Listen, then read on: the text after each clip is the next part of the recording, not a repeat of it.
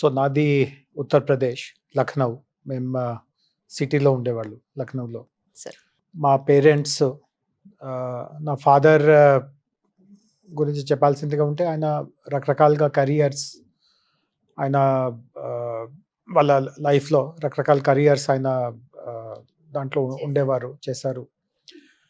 So స్టార్టింగ్‌లో ఆయన private corporate రంగంలో పనిచేసేవారు. ఆయనకు కూడా ఒక ఎంబీఏ అనేది. తర్వాత భారత్ పాకిస్తాన్ యుద్ధం 71వ సంవత్సరంలో బంగ్లాదేశ్ వార్ అనేది జరిగింది. ఆ సమయంలో భారతదేశానికి ఈ మిలిటరీలో కొంత కొరత ఉండేది. సో అప్పుడు దేశ ప్రధాని ఇట్లా పిలుపు ఇచ్చారు.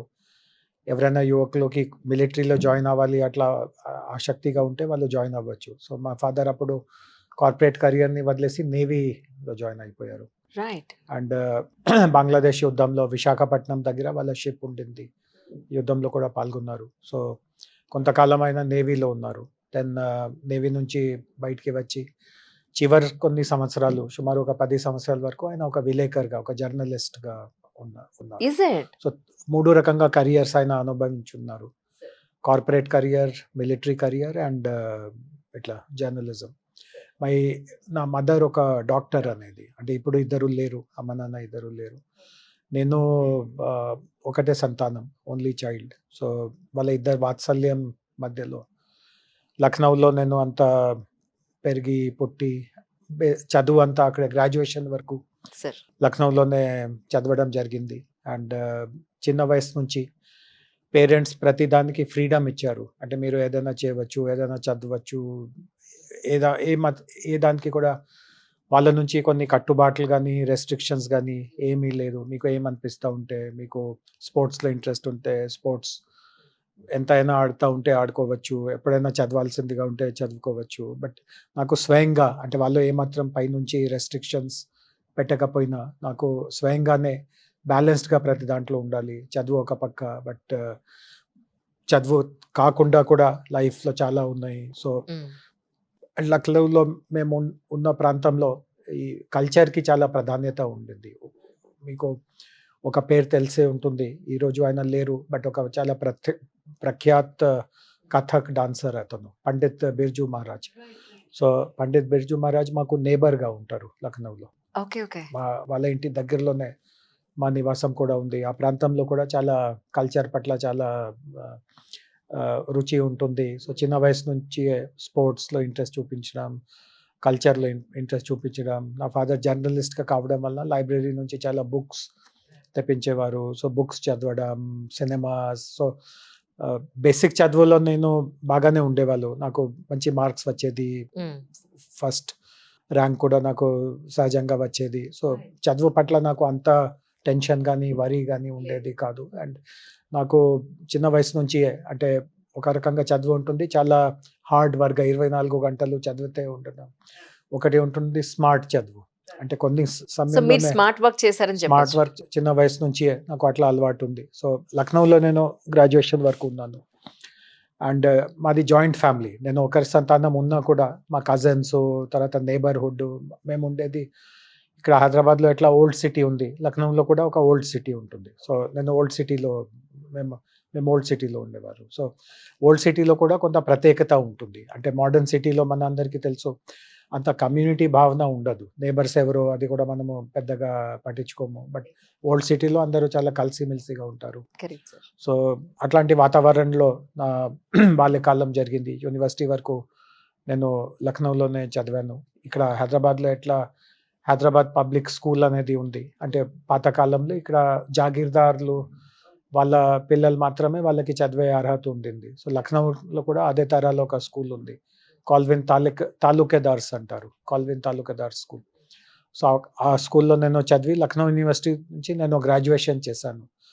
బట్ తర్వాత నాకు అనిపించింది అంటే మా కలీగ్స్ చాలామందికి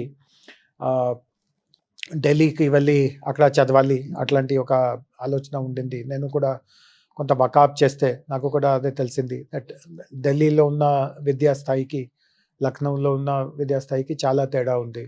ఢిల్లీలో ఇంకా మంచి ప్రొఫెసర్స్ ఉంటారు, మంచి పియర్ గ్రూప్ ఉంటుంది, దేశం నుంచి అక్కడ స్టూడెంట్స్ వస్తారు.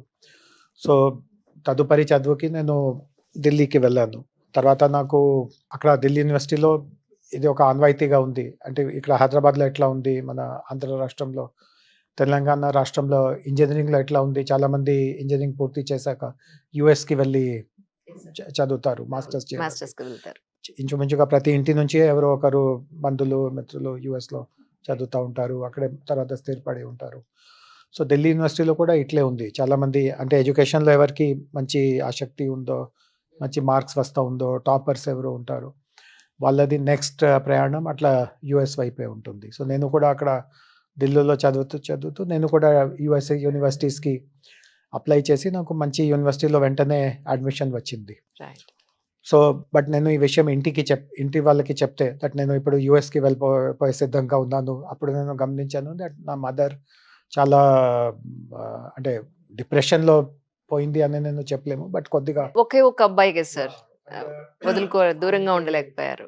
కొంత ఆమెకి బాధ కలిగింది. అండ్ ఆ బాధ వెనుక ఒక బ్యాక్‌గ్రౌండ్ కూడా ఉంది. ఆమె స్వయంగా చిన్న వయసులో ఉన్నటప్పుడు వాళ్ళకి ఒక కజిన్ ఉండేవారు. సో, ఆ కజిన్ అండ్ ఆమె వాళ్ళది ఇంచుమించుగా సేమ్ వయసు ఉంటుంది. సో, వాళ్ళు ఒకే దగ్గర ఉండడం, స్కూల్‌కి కలిసి వెళ్ళడం, ఆడుకోవడం, ఇట్లాంటి చిన్నప్పటి నుంచి వాళ్ళతో కజిన్‌తో అఫెక్షన్ ఉండింది. ఆ కజిన్ కొంచెం పెద్ద అయ్యాక అతను కూడా నేను యూఎస్‌కి వెళ్ళి చదువుకి వెళ్తాను. 2 ఇయర్స్‌లో పూర్తి చేసి వెంటనే వచ్చేస్తాను. అండ్ ఈ రోజు వరకు కూడా ఆయన వెనక్కి రాలేదు. సో, ఇది చాలా కామన్. ఎన్నో ఇంట్లో ఇట్లాంటివి జరిగి ఉంటాయి. మేము వెళ్ళి వచ్చేస్తాను. 2 ఇయర్స్ అవుతుంది, 4 ఇయర్స్ అవుతుంది. బట్ లైఫ్ లాంగ్ వాళ్ళు వెనక్కి రారు. సో, మై మదర్‌కి కూడా అదే అనిపించి ఉంటుంది. దట్ ఇతను కూడా కొంచెం అంత గట్టి వ్యక్తి కాదు. అక్కడ లైఫ్ అంతా చూస్తే మళ్ళా వెనక్కి రావాలి అతనికి అనిపించదు. సో, నేను ఒక రకంగా బార్గెయిన్ చేశాను. నేను చెప్పాను, సరే నేను ఎంబీఏ ఎంట్రన్స్ ఎగ్జామ్స్ రాస్తాను. ఎంబీఏ ఎంట్రన్స్ కోసం ఒక పరీక్ష రాయాల్సిందిగా ఉంటుంది. క్యాట్ అంటారు. సో, నా ఫాదర్ కూడా ఐఐఎంలో చదివారు. ఎంబీఏ చేశారు. సో, నేను ఇంట్లో చెప్పాను దట్ నేను కూడా క్యాట్ పరీక్ష రాస్తాను. నాకు ఎక్కడైనా ఐఐఎంలో సీట్ దొరుకుతూ ఉంటే అప్పుడు ఫారిన్‌కి వెళ్ళే ఆలోచనని నేను మానేస్తాను. అండ్ కోయిన్సిడెంట్‌గా నాకు కలకత్తా ఐఐఎంలో నాకు సీట్ వచ్చింది. సో, నేను ఫారిన్‌కి వెళ్ళలేకపోయాను. బట్ నేను ఇక్కడ ఎంబీఏ చదవడం, కలకత్తాకి వెళ్ళి ఎంబీఏ చదవడం, ఢిల్లీ నుంచి కలకత్తాకి వెళ్ళాను. అక్కడ ఎంబీఏ చదవడం మొదలుపెట్టాను.